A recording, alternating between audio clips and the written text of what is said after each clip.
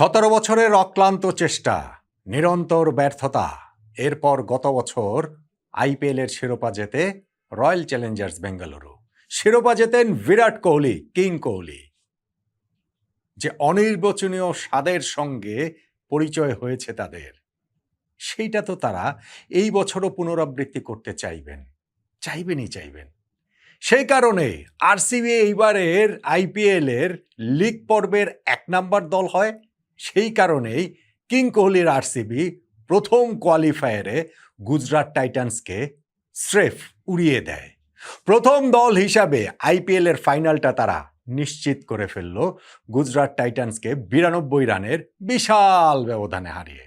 অবশ্য ম্যাচের যে অবস্থা ছিল তাতে 92 রানের ব্যবধানটাও কম মনে হচ্ছে। গুজরাট টাইটান শেষ দিক দিয়ে গিয়ে কিভাবে যে পরাজয়ের ব্যবধানটা কমালো, কিভাবে যে খেলাটা 20 নম্বর ওভার পর্যন্ত গেল, সেটা গবেষণার বিষয় হতে পারে। তবে আরসিবি কিংবা বিরাট কোহলির তাতে থোড়াই কেয়ার। শিরোপা ধরে রাখার মিশনে শেষ ধাপে তারা পৌঁছে গিয়েছে, উঠে গেছে ফাইনালে। আর একটা মাত্র ম্যাচ জিতলেই গতবারের সাফল্যের পুনরাবৃত্তি।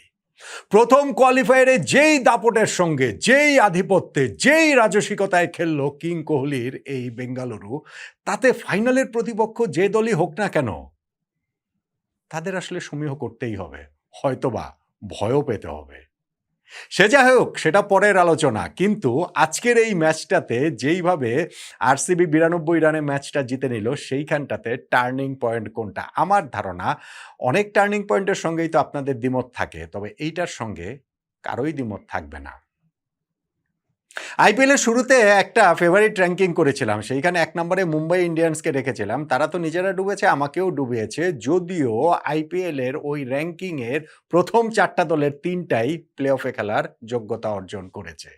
প্লে অফের আগে আরেকটা ফেভারিট র্যাঙ্কিংয়ে আরসিবিকেই 1 নম্বরে রেখেছিলাম এবং ওই আশঙ্কাটাও প্রকাশ করেছিলাম আরসিবিও না ডুবিয়ে দেয়। অন্তত পক্ষে প্রথম ধাপটাতে তারা ডোবায়নি, বরং যেইভাবে তারা এই ম্যাচটা জিতেছে তাতে করে ওই র্যাঙ্কিং ঠিক হয়ে যাবে, অমন আশা তো আমি করতেই পারি।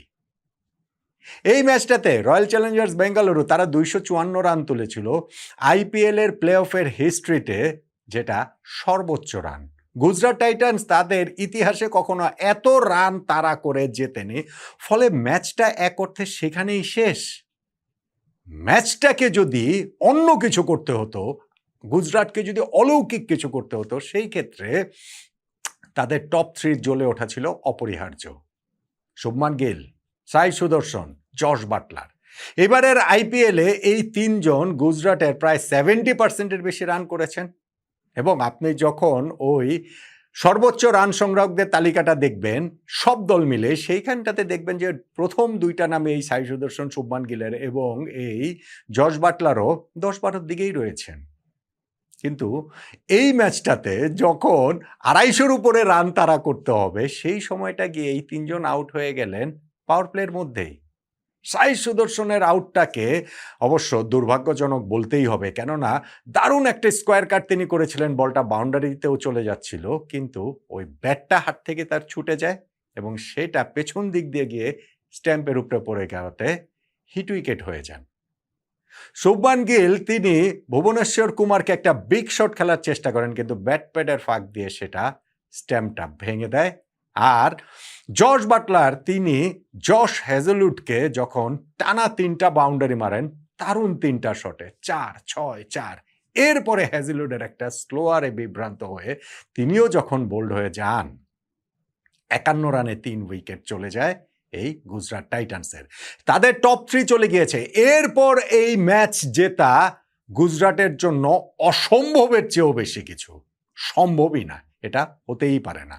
আর হতেই পারে নাকি 51 রানে 3 উইকেট? 51 রানে তো তাদের 5 উইকেটই চলে গিয়েছে পাওয়ার প্লের মধ্যেই, কেননা রাশিকদার বোলিংয়ে এসে তার ফার্স্ট ওভারটাতেই তিনি 2টা উইকেট তুলে নিলেন। প্রথম বলটাতেই সিন্ধু তাকে গিয়ে রিটার্ন ক্যাচ দিয়েছে, ভালো একটা ক্যাচ ধরেছেন।